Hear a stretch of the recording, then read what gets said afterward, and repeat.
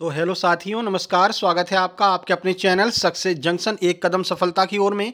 मेरा नाम है अतुल शुक्ला और हम लेकर के आ गए हैं आपके लिए एमपी टेट वर्ग 3 पात्रता परीक्षा 2024 11 नवंबर फर्स्ट शिफ्ट का एग्जाम एनालिसिस 100% जो रियल प्रश्न हैं जो छात्रों के द्वारा भेजे गए हैं और वेरीफाई करने के बाद में ही ये सारे प्रश्न हम आपके लिए लेकर के आ गए हैं। ये सारे प्रश्न आपके एग्जाम में आए हैं, तो वीडियो को शुरू से लेकर के अंत तक देखिएगा। इससे आपको एक आइडिया लग जाएगा कि किस तरह के क्वेश्चंस आपके एग्जाम में पूछे जा रहे हैं, फिर उसी हिसाब से आप अपनी तैयारी करके जाइएगा। ठीक है, ये सारे के सारे प्रश्न आज पूछे गए हैं फर्स्ट शिफ्ट में। ये सारे क्वेश्चन आपके लिए हम लेकर के आ गए हैं। तो चलिए शुरुआत करते हैं भाई। उससे पहले वीडियो को लाइक करके चैनल को सब्सक्राइब कर लीजिए, जिससे कि लास्ट दिन तक हम आपका एग्जाम एनालिसिस इसी तरह से डिटेल में करवाने वाले हैं। ठीक है, तो वो सारी वीडियो आप तक पहुंच सके इसलिए आपको चैनल को सब्सक्राइब और नोटिफिकेशन बेल जरूर दबा लेना है। बाकी उन लोगों को बता दें भाई, जिन लोगों ने अभी तक बिल्कुल भी तैयारी नहीं की है या जो लोगों को डर लग रहा है कि हमारा एग्जाम क्वालिफाई होगा कि नहीं होगा और उनको केवल एग्जाम क्वालिफाई करना है, 90+ नंबर ही चाहिए, तो उसके लिए आप हमारी पीडीएफ प्राप्त कर सकते हैं।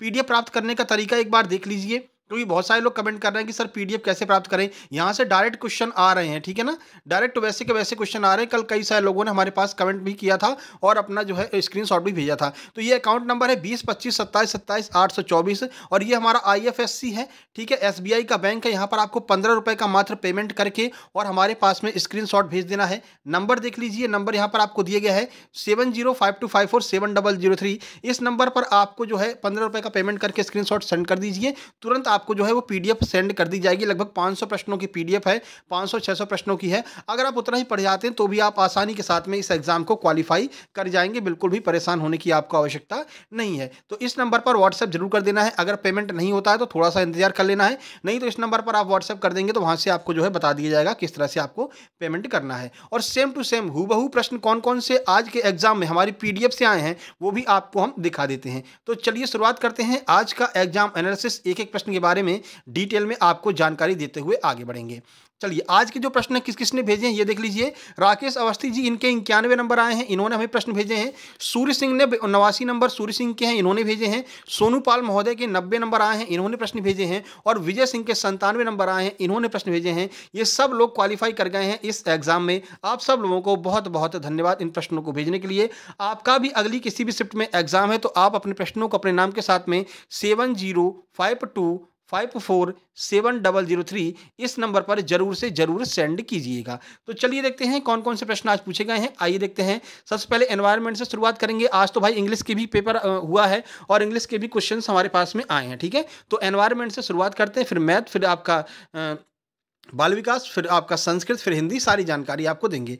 पहला प्रश्न आज पूछा गया है कि 2002 की आईसीसी चैंपियन ट्रॉफी किसके द्वारा जीती गई थी, किसने इसको जीता था। अब ये 2002 की ही आईसीसी चैंपियन ट्रॉफी क्यों पूछी है, तो पूरा कारण आपको हम बताने वाले हैं। सबसे पहले चैंपियन ट्रॉफी किस खेल से संबंधित है, तो क्रिकेट से संबंधित है चैंपियन ट्रॉफी। आज से स्पोर्ट्स के भी 2 प्रश्न पूछे जा रहे हैं। ठीक है, तो हमारी स्पोर्ट्स वाली पीडीएफ भी आप प्राप्त कर सकते हैं। जब आप मैसेज करेंगे तो सारी पीडीएफ एक साथ में भेज देंगे, उसमें हर सब्जेक्ट की पीडीएफ आपको मिलेगी, केवल संस्कृत की नहीं है, ये ध्यान रखिएगा। लेकिन संस्कृत की नहीं, फिर भी आपका आसानी के साथ में काम हो जाएगा।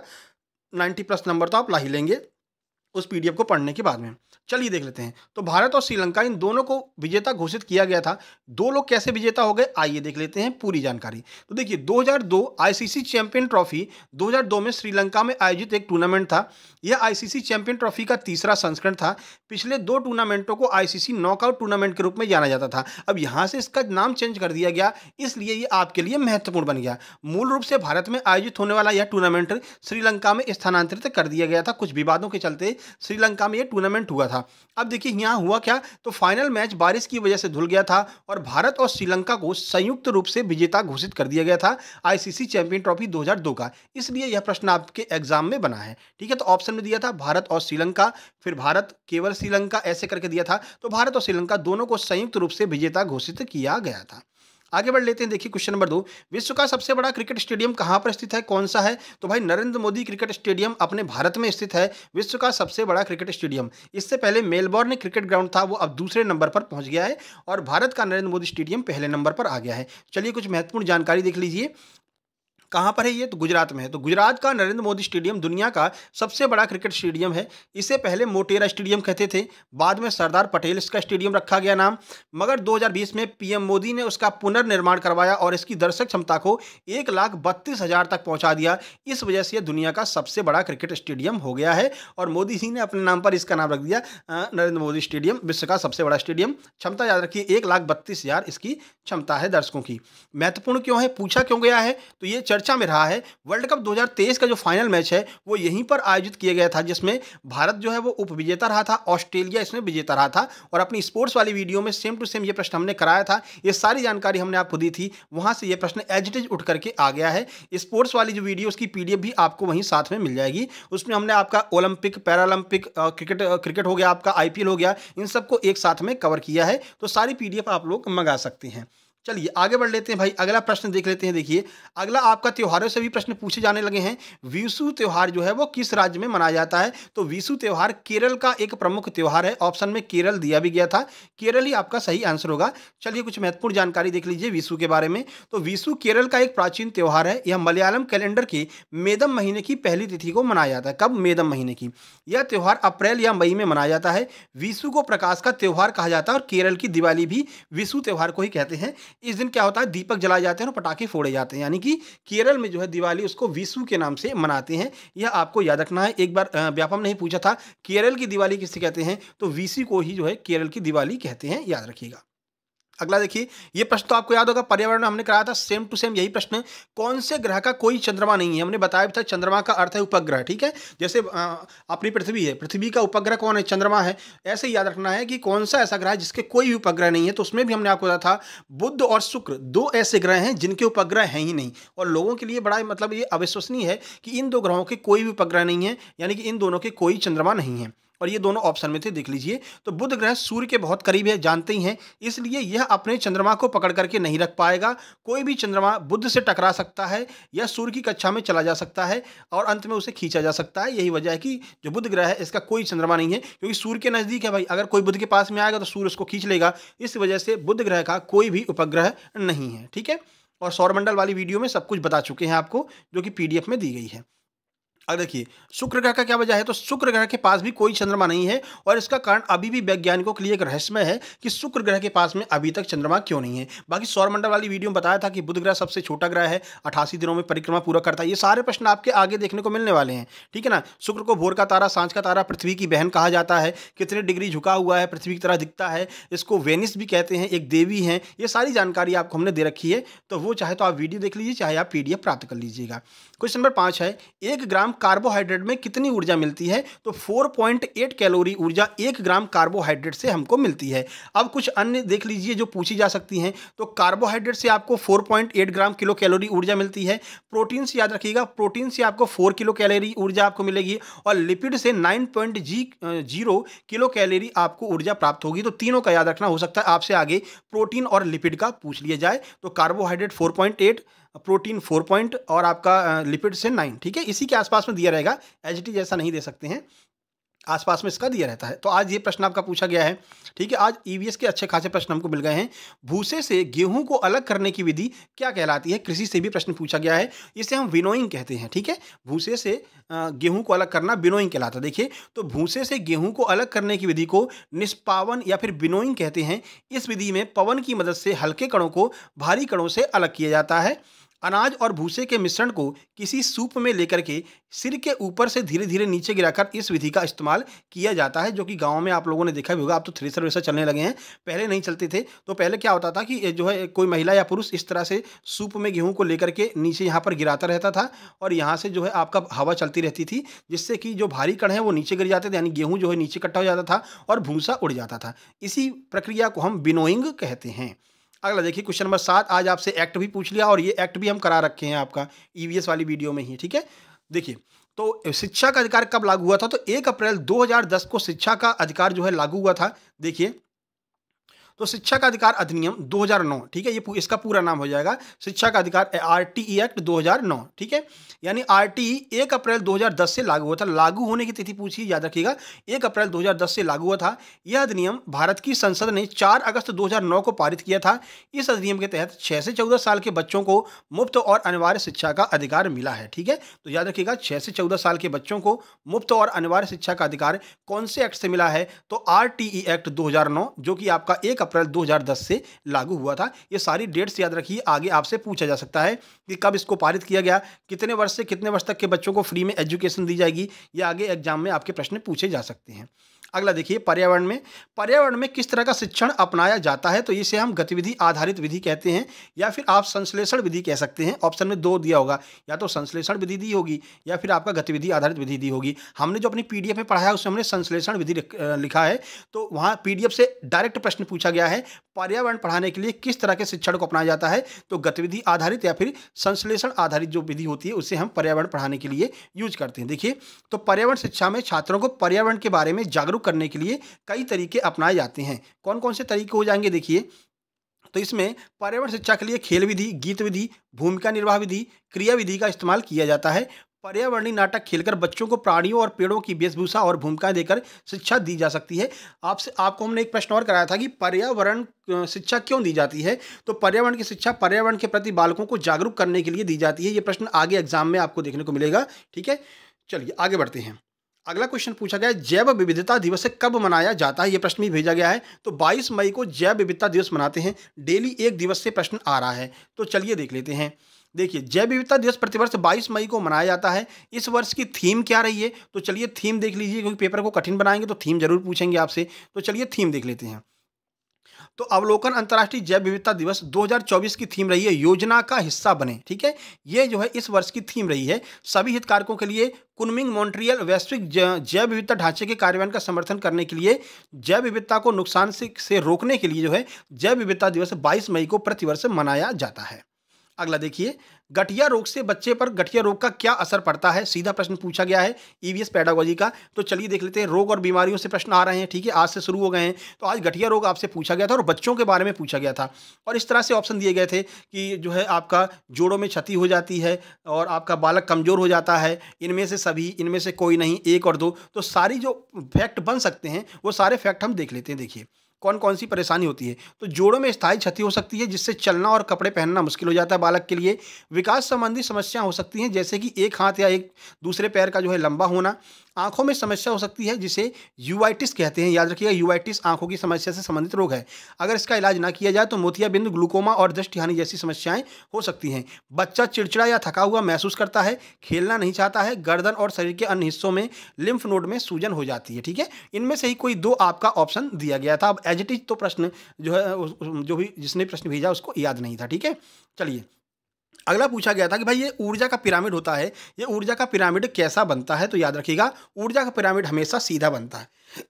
देखिए, ऊर्जा का पिरामिड हमेशा सीधा होता है, उसे कभी भी उल्टा नहीं किया जा सकता है, क्योंकि जब ऊर्जा एक विशेष पोषण स्तर से अगले पोषी स्तर तक प्रवाहित होती है तो हर कदम पर कुछ ऊर्जा हमेशा ऊष्मा के रूप में खो जाती है। इसलिए ये जो ऊर्जा का पिरामिड है ये हमेशा सीधा पिरामिड बनता है, ठीक है।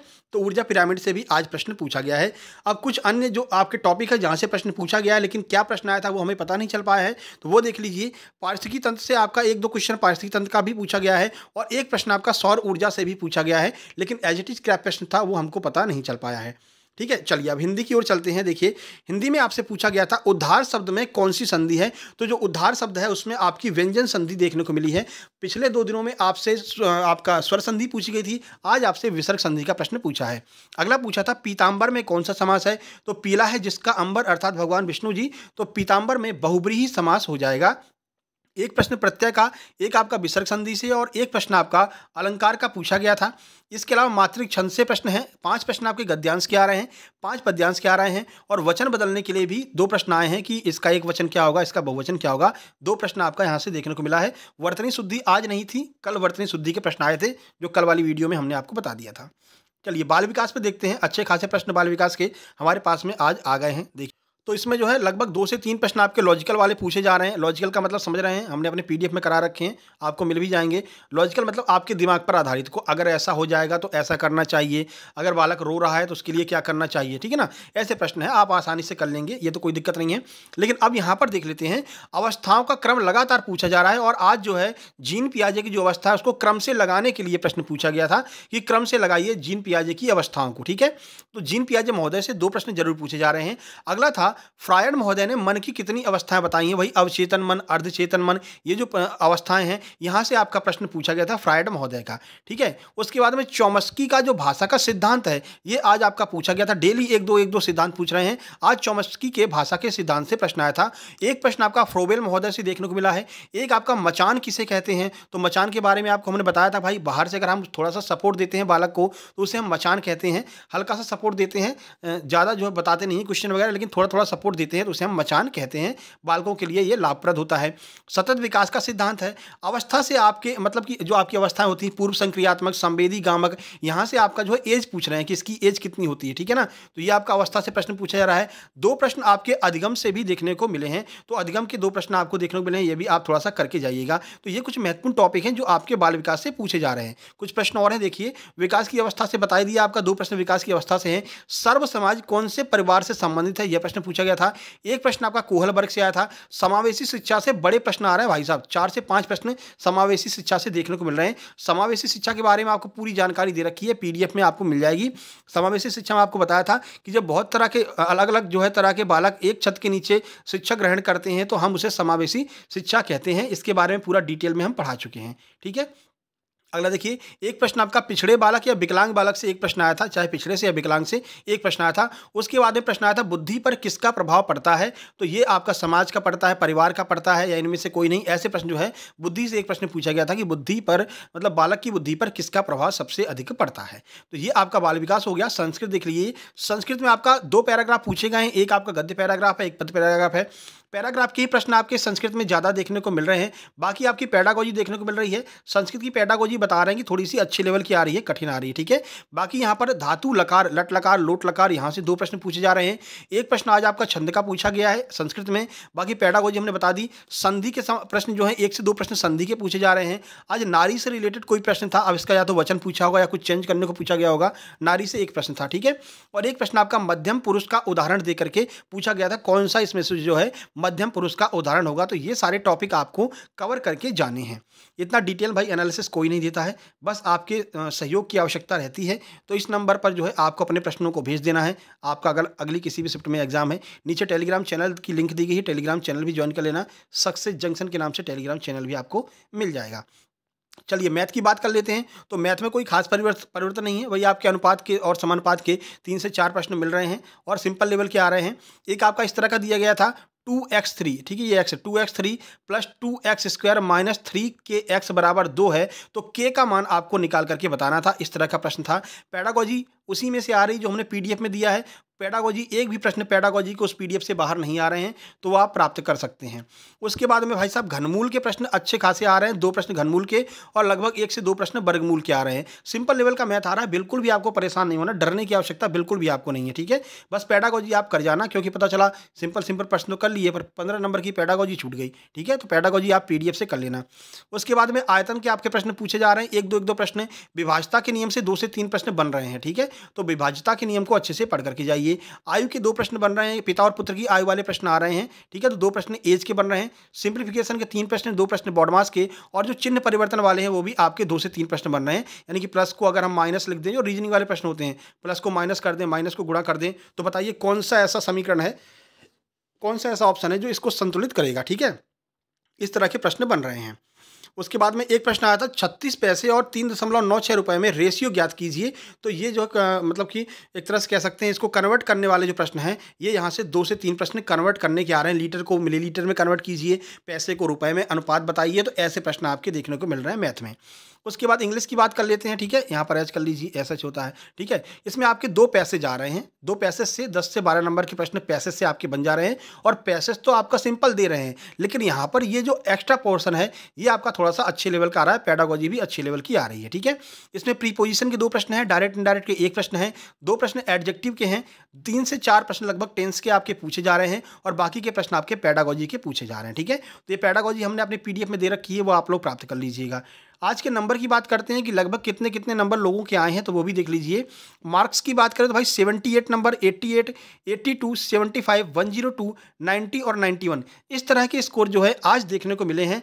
पेपर का लेवल पहली शिफ्ट में तो सिंपल आता है, लेकिन सेकंड शिफ्ट में पता नहीं क्या हो जाता है भाई, सेकंड शिफ्ट में अच्छा खासा लेवल आ जाता है, हाई लेवल का आ जाता है। लेकिन परेशान आपको बिल्कुल नहीं होना है, क्योंकि नॉर्मलाइजेशन होगा। नॉर्मलाइजेशन के बारे में आपको हम बाद में पूरी जानकारी देंगे। बाकी पीडीएफ प्राप्त करना चाहते हैं तो ये हमारा अकाउंट नंबर है। भाई अभी फ़ोनपे वगैरह ब्लॉक कर दिया गया है, बहुत ज़्यादा ट्रांजैक्शन हो गया, इस वजह से जल्द ही वो सुधर जाएगा। तो फ़ोनपे का आपको हम स्कैनर भी दे दिया करेंगे, तो वो आप जो है प्राप्त कर सकते हैं। ये नंबर है हमारा 7052547003। इस नंबर पर आप हाय एमपी टेट वर्ग 3 पीडीएफ करके सेंड कर दीजिएगा, या फिर अगर यहाँ से पेमेंट आपका हो जाता है, थोड़ा-सा अगर एक बार में नहीं होता है, 2 बार में कर लीजिए, थोड़ा-सा वेट कर लीजिए, क्योंकि बहुत ज़्यादा ट्रांजैक्शन हो रहा है, इस वजह से थोड़ा-सा यहाँ पर लेट हो रहा है, ठीक है? तो ये आप कर सकते हैं। अगर आप फ़ोनपे से भी जो है हमको अकाउंट में पैसा ट्रांसफ़र कर सकते हैं। किस तरह से, ये देख लीजिए। यहाँ पर आपको फ़ोनपे में टू बैंक यूपीआई आईडी लिखा होगा, इस पर आपको क्लिक करना है। इस पर क्लिक करने के बाद में नीचे इस तरह का इंटरफेस आ जाएगा। यहाँ पर आपको हमारा अकाउंट नंबर डालना है, और अगर आपसे वो आईएफएससी पूछता है तो वो भी डाल दीजिए, नहीं तो केवल अकाउंट नंबर डाल करके और 15 रुपये आप सेंड करके स्क्रीनशॉट हमारे पास में भेजिए। तुरंत आपको हम पीडीएफ वहाँ पर भेज देंगे, ठीक है? थोड़ा-सा वहाँ पर इंतज़ार करना पड़ेगा, तो तुरंत आपको हम पीडीएफ भेज देंगे। चलिए फिर मिलते हैं सेकंड शिफ्ट के डिटेल एग्जाम एनालिसिस में। इस वीडियो को अपने दोस्तों तक जरूर शेयर कीजिएगा, ठीक है? और इस वीडियो को लाइक करके चैनल को सब्सक्राइब कर लीजिए, जिससे कि लगातार सारी वीडियो सही समय पर आप तक पहुंच सके। तो मिलते हैं नेक्स्ट वीडियो में, तब तक के लिए नमस्कार, धन्यवाद। टेलीग्राम भी आप लोग ज्वाइन कर लीजिए और व्हाट्सएप से भी आप लोग जुड़ जाइए, ठीक है? चलिए, धन्यवाद।